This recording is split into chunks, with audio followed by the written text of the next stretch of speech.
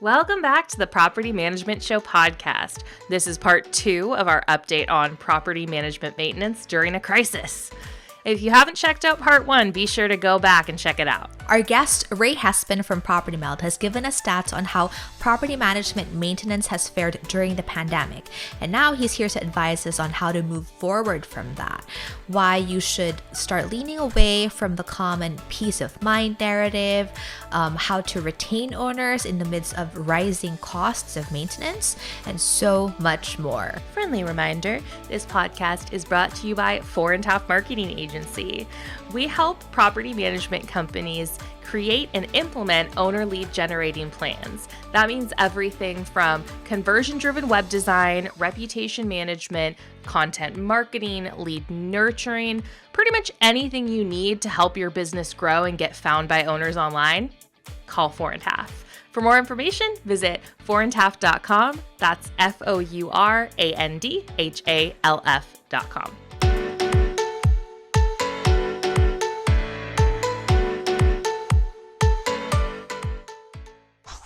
Before we dive into the episode, we're thrilled to announce that PM Grow 2022 will take place in person in San Diego, California from February 28th through March 2nd.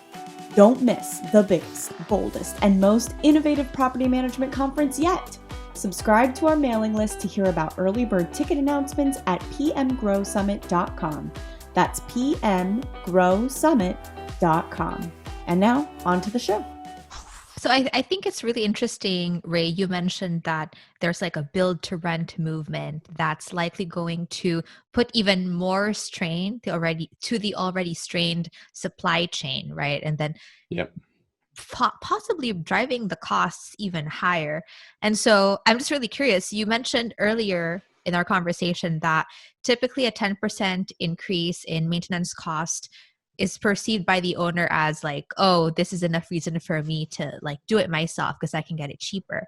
But if it's going to be expensive for everyone, right? Then wouldn't those owners just go back to the property manager and be like, hey, just kidding. I guess it's the same. Yeah. You would like to think that everybody is willing to admit when they're wrong, but if I'm speaking from personal experience, I'm the worst at it. But and this is one thing. I had a great conversation. I've talked with a few people. We, as an industry, we actually have to quit talking to owners about the reason you employ us is peace of mind.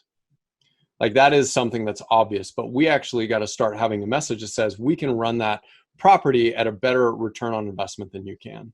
Mm-hmm. And that has to be messaging that we have to feel comfortable constantly getting out there, constantly talking to our owners and being like, here's how we're able to deliver cost of lower service. We have buying power. We have access to vendors you don't. We have longstanding relationships. We potentially buy parts ahead of time. We manage an internal team. Like these are all the reasons why we can do it lower cost than you. Yeah. And then we have to make sure that the owner believes that. And I think that messaging is going to be more important than probably ever right now, is we have to figure out how to get our customer, the owners of the properties, believing that, hey, listen, I know prices went up, but do you see as a property manager, do you see I've gotten, a few bids here. This is what we're seeing. The market's trending up, like communicating the, I'll keep it G, the stuff out of it as to what the owner is seeing and why they're seeing it. So it boils down to education. Yeah. Well, and something else that you made me think about where it's like, okay, are there going to be owners don't want to admit that they made a mistake and can't get more affordable prices for resolving maintenance issues. Does that lead to more owners opening themselves to legal issues and then down the line having to call a property manager as well? Like, is that something, I think that's something that they should advertise too, right? So it's like, we're getting you a return on your investment and we're saving you from all of these like fair housing, not necessarily, but habitability issues that maybe a property owner is like, oh, I don't have to fix that. It's fine. You can deal with it. 100%. So the value, peace of mind, and I think that does go into peace of mind that we do things and comply with state and federal regulations, peace of mind that you have a professional protecting you from unnecessary litigious stuff or practices that a landlord might do. So there's all that, but I think the big thing is hanging on to people is going to be a perception game that has to be managed. So there's a couple of things that we've talked to our clients about how to step up the owner engagement game right now, because it's really important. If you let it sit, I mean, you're going to lose the owners. We know it's costly to get new owners, and you want owners talking about how great you are. But going back to that whole component of we can help deliver better return on investment on your property, even with our fees, than you can. And that's the message that ultimately has to be delivered. And, this is actually not just important for retention, but if you think about standard landlords and why they don't choose a property manager, they have this perception or feeling that they can do it cheaper. It's the only reason anybody wants to manage their own property is if you think about so you need to play up to that emotion. You just have to. You have to, but it's not only to retain them though, but we're actually big believers in if this is a case that you can do, then that needs to be in every owner pitch deck that you have of why you can deliver maintenance costs lower. Here's the technology we're using. Here's how we're managing costs. Here's how we can beat you. And I know you wouldn't do this. You wouldn't manage it on your own if you truly believed we can do it at a lower cost than you. Stuff breaks, but we can do it cheaper than you can. And it's going to break regardless of who's managing it. So we can do it cheaper than you can and maximize your return on investment. It's just it's something that has to be changed on messaging, but anyways. Yeah, no, I love that. Cause you're so right. Like, I feel like not to be attacking anybody, but I feel like so many property management companies advertise peace of mind. And although it's true, it's not wrong. It is. Yeah. It's not wrong. It's true. Yeah. But what else do you do? And it's optimizing your messaging for what's important at the time. And of course, return on investment is important. But what you're saying is like right now you're losing clients or you're not getting clients because of cost. And that's, not right now, always. Exactly. There's a huge landlord market, right? I mean, it's massive in the US. Yeah. And the only reason, I think there's 8 million professionally managed single family homes in the US. And, if you think about those 8 million, I think there's like 23 million landlord managed homes. I think that number's right. It's like, that's such a huge pot. And you're really fighting over these 8 million homes that you can manage. I know we're talking about two things. We're talking about owner acquisition. We're talking about owner retention here, but they're actually both line up together. If the landlord thinks that you can do it, they get peace of mind and you can do it at a cost that's better than they can do it, there won't be a landlord left in the US in 10 years if you make that compelling case. So do it, property managers. Do it. It's the next iteration, I think, of property management, honestly. We've got to make a compelling case, and that's how we keep them, but let's go after the landlord market too. Yeah.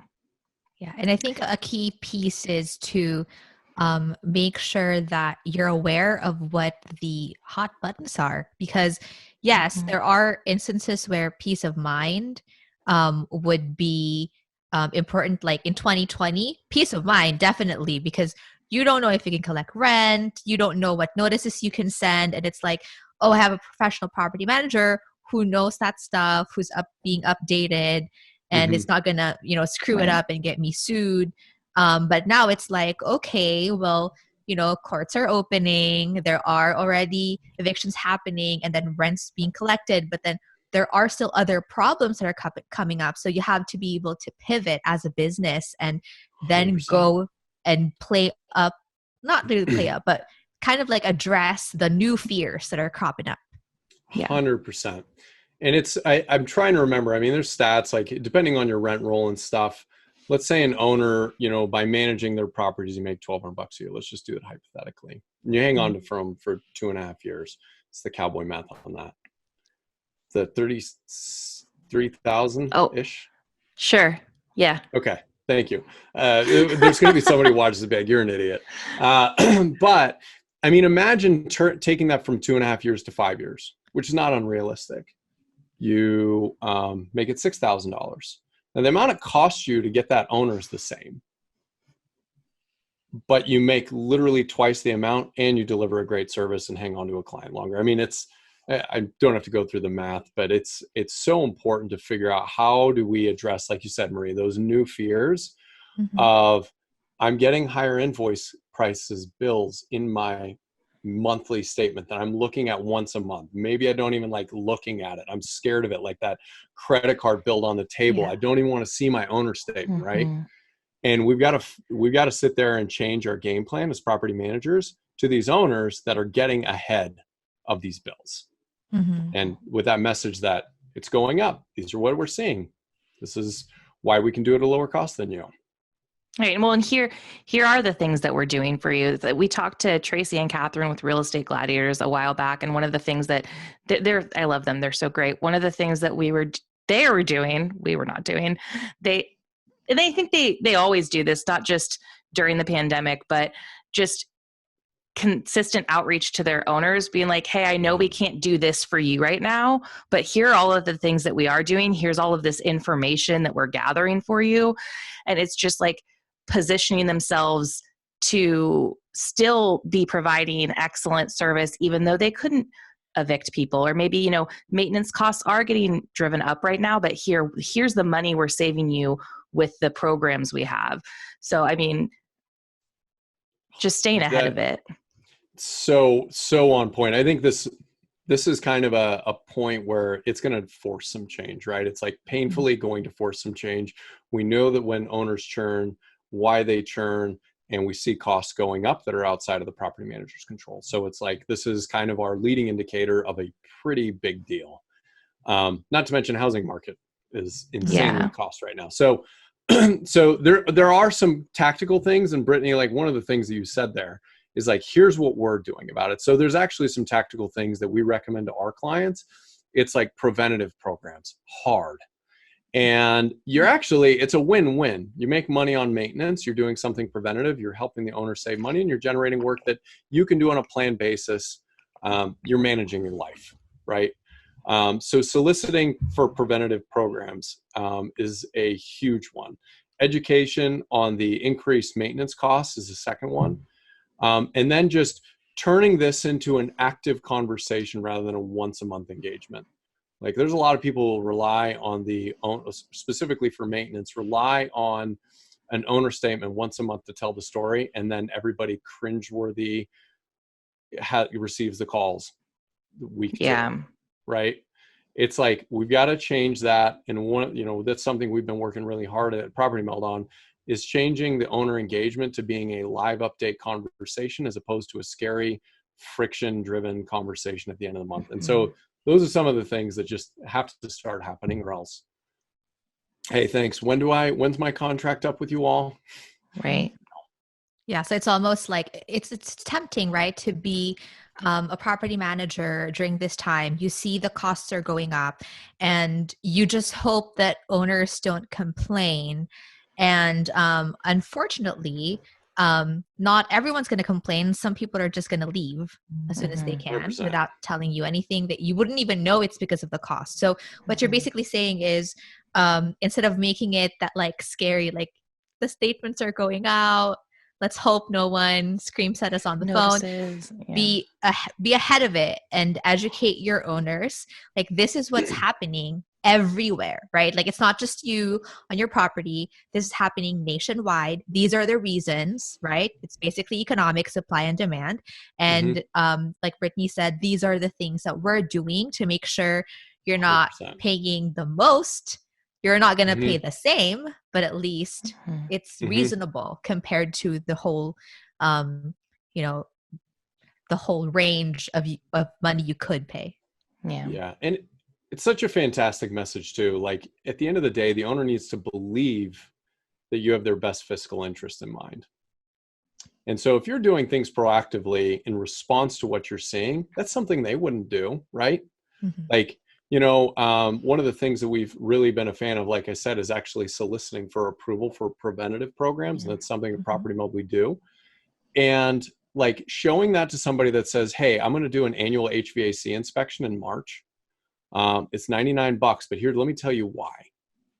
You do this, you clean condensers and stuff. Like if it's an emergency in June, July, August, that's a $500 call out. And these happen all the time. Like, you know, it's amazing way that you're saying that you probably wouldn't do this as an owner on your own. And I'm driving your costs down to a place that's lower than you could manage it on your own. Mm-hmm. Yeah. I love that. Yeah. Sorry, Instead I of get just like, excited about hey, value, you know? yeah. Instead of, hey, do you want to sign up for for preventative maintenance program? And then the owner's like, do I have to? And as a property manager, if you're like, you don't Right. have to, then they're like, okay, no. But if Oh. you're like, well, this is why we even offer it, because it's kind of a no-brainer. It's We cheaper care about to your do money. it. Yeah. Yeah. Yeah. So You're constantly selling yourself. It's sales and marketing. You're constantly having to man. do it. Like it's 100%. if you don't do it, you lose people. So Yeah. yeah. The owner relationship game is it like, and this is like the invoicing thing. Like this is kind of us getting so heavy into this. We released an owner hub that's different than a portal that really keeps really tight knock on this, is because we sit there and go, invoice prices are going up and they're not going away. We're going to have to work harder, differently, whatever, to hang on to that owner. And not to mention, we can sell more owners of people that wouldn't consider property management before, right? If we really get that messaging crisp as an industry, protect yourself from the litigation, the liability, and the headache. And also, we'll do it cheaper than you can do it. Yeah. And here's how we do that. I think that's the piece that a lot of people do miss. It's like just explaining it how you're suggesting. It's like gives people the visuals. If you don't have that, it doesn't mean anything. Right. Yeah. So, that it's and regardless, it's the perception. Even if you can do it lower cost than they do, if the perception is they can do it cheaper, they're going to leave. Yeah. You know, so yeah, completely agree. So in this same thread of, hey, we're the professionals, we can do it cheaper than you. And then understanding that nowadays, more and more people are at home, working from home. A lot of companies have decided, you know what, we can save money, but by not making people go back to the office, they can just work from home. And so more people are going to be using their appliances, they're going to be in the home more. And so in the spirit of, trying to make things cheaper for the owner, do you think property managers could benefit from recommending kind of like having higher quality appliances in properties, or like higher quality materials, so there's like less likelihood that it breaks, and then you don't have to send as many maintenance people in because it's so cheap and it breaks all the time? Like, do you see that trend kind of growing up? So that's a really interesting one. And one of the interesting things that we've seen that's specific to the difference between a large owned asset operator, like an institutional owner, versus third-party management. Institutionals are moving towards like IoT, Internet of Things devices, smart access locks, leak water detection sensors, all this stuff that can catch like catastrophic issues. Whereas the third-party owners, it's the data isn't there to say, my investment in this technology is going to save me money. Like, so the moment that the data gets to the point where it says, hey, listen, if you choose a Whirlpool X versus Joe Schmo's discount washing machine furniture Z, that actually you're going to have less repair costs and over this. Like the moment you can do that, I think higher quality stuff will end up going in homes. But until that happens, I imagine it's going to be very hard, a hard pill to swallow for any owner who's, again, they're going to churn if their costs are too high to actually make the case. So I think that's going to be the hurdle, in my opinion. And then you have people who you have companies too, like, I don't know who told me this, but like Salesforce, maybe they're like, oh, nope. Once everybody's vaccinated and we're good to go, people have to go back into the office. So people got to go. Well, so it'll be very interesting what happens. Like, I think we're going to see probably in the next 12 months, we will see where it lands, but we know working from home will be more. I think everybody probably agrees with that. It's just how much. But the one thing that people can do, and Marie, Brittany, this is something that we're starting to see, is if a property manager can buy toilets and other items, like if you're able to buy them in bulk, you can make some pretty significant cost savings, like 30-40% versus buying straight up. And maybe you don't replace the same toilet in the home, but we all know toilets break. There's challenges. You buy bulk of the guts of this tool systems, and so there's some ways that you can get pretty clever to where you can actually drive down the costs buying either nicer stuff or whatever, because the buying power of a property manager, again, making the case of why a property manager should be able to do it at a lower cost than the owner. Yeah. Even making money. I want to make something crystal clear. I love our clients making tons of money on maintenance, but I still think that just with the economies of scale, they can operate at such a lower cost that even with their profit margins and everything built in there, they can do it cheaper than the owner can do it themselves. I just throw that as an asterisk at the beginning of the podcast episode. Right, like you can still make money, just be smart about it. You can make tons of money, tons of money. It's just how the owner perceives their costs. That's what it comes down to. Yeah, that's interesting because I know that earlier we talked about, hey, maybe more and more property managers will bring maintenance in-house just to drive down costs. And as we all know, smaller property managers may not be able to do that. But on the flip side, I know that even before COVID, there's this perception that in-house maintenance isn't as profitable as it's, kind of advertised to be, and that's why not everyone does it in-house. Like, what would you say about that? The people who run high-performing maintenance teams make the most money in property management, period. That's what it comes down to. Now, to your point, kind of like I did, one of the things, and, I could get into a whole talk here about technician utilization rate as a defining KPI. You have to basically keep your people busy on billable work. That's it. So making sure you have a mechanism to track that. How are you managing that? How are you deciding when your team's too large? That's usually what we see is you hire a team and say, I need 6 people. Why do you need 6 people? I don't know. Let's buy a bunch of trucks and let's throw a bunch of people in it. And it's like, I've got 400 units, the turns, I'm going to hire 6 people because that's how many I think vendors are. And it's like incrementally starting, getting a handyman, getting that person busy as all, making sure you're managing their costs low while your billable rate's at a great place. And you can make money off of each individual person, then just keep adding those technicians. Because you can still backfill. Yeah. Like you can still backfill with other vendors. The lowest cost is absolutely a blend between the two. I'm such a fan of it. People that try and handle maintenance exclusively in-house are going to lose a ton of money. Yeah. I'm not going to say, the vast majority of people. Right. So you got seasonality. You don't want to hire and fire all your technicians. Summer months are super busy, then winter slows down and they're not busy and you're paying them to sit around. There's definitely the blend is the thing that maximizes the return while still making it the lowest cost for the owner, right? And making the property manager a ton of money.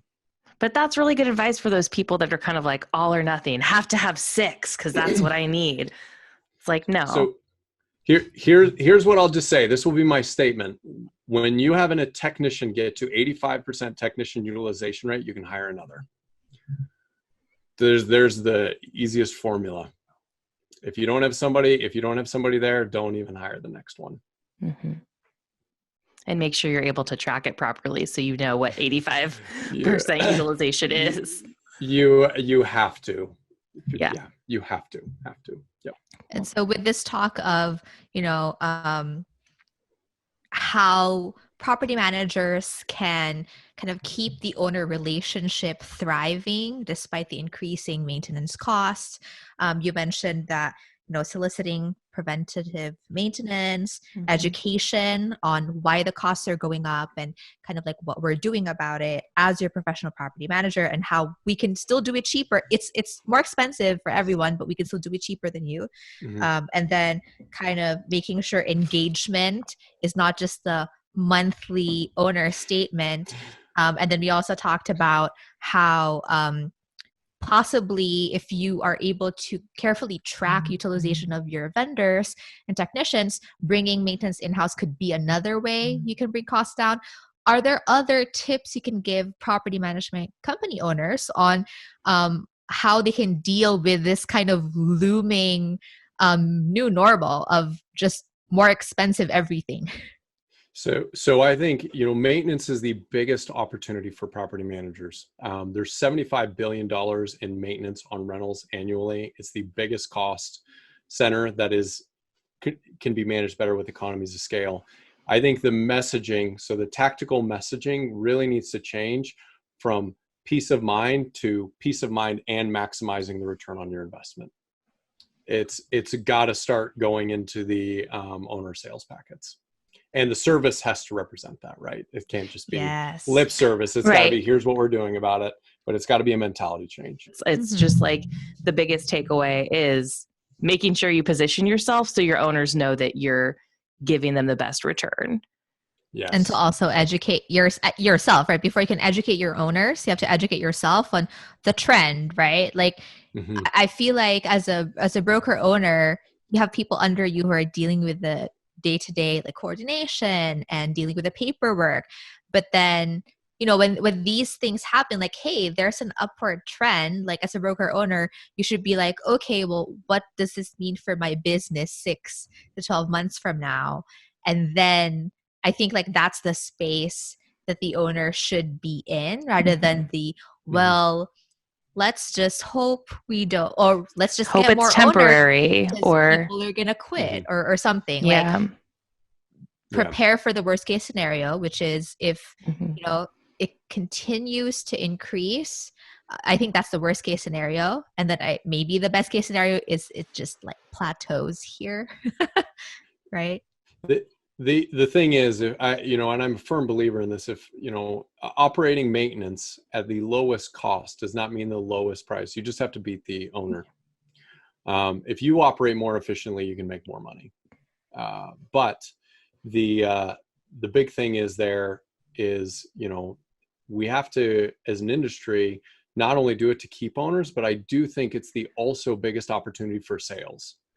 If any property manager says, I don't want to sell any more owners, it's like, okay, like that's fine. But if you're actually doing this for both retention and it's a gift towards your sales process, man, that's such a double win. Yeah. And constantly, because like right now we're talking about the increased costs, like 18% will go higher, whatever. Tomorrow it might be something else. It might be something else that you need to adapt to and position yourself to look good for your current and prospective owners. So I just think everything is really good advice and something that maybe not everybody is thinking of. You would kind of hope that people were looking out for this, but I don't know. Could be a blind spot too. Everybody's super focused on their business, right? And that's the really cool thing at Property Meld. We have data on millions and millions of service issues and scheduling times, completion times, what's happening in the industry, invoice costs. And so that's kind of like one of the cool things in how we can serve the industry and say, hey, listen, this is what we're seeing across the nation. And now that we have that information, what are we going to go do with it to help our business? Yeah. And is that information available to anyone, or is it just only clients? Like how does somebody get that information, I guess, just for our listeners? I'd love to see everybody's got to be, a customer of ours, but that's not the reality. We try to be, helpers in the industry. We love to help our customers. We love to help our future customers. And so that's stuff that I usually just post on at a regular basis. Yeah. Just what we're seeing. And, I figure you always can make money if you do the right things first anyways. Right. That's kind of your guiding principle. So All right. So if you're not a property Meld client, it's okay. I mean, not really, but it's okay. But just at least subscribe, visit the website. But it sounds like you provide so much information all the time that it's like there's no reason to be ignorant to this information as long as you're researching and utilizing resources like Property Meld, who has all this data. It's like, check it out, man. Check it out. Thank you so much for being on the podcast today, Ray. We really appreciate it. Yeah. Hey, thanks you too. Appreciate it. Always fun. Every time I'm on here, it's a blast. So anytime we can find something else interesting to talk about maintenance related, would love to keep sharing the information with your listeners. Yeah.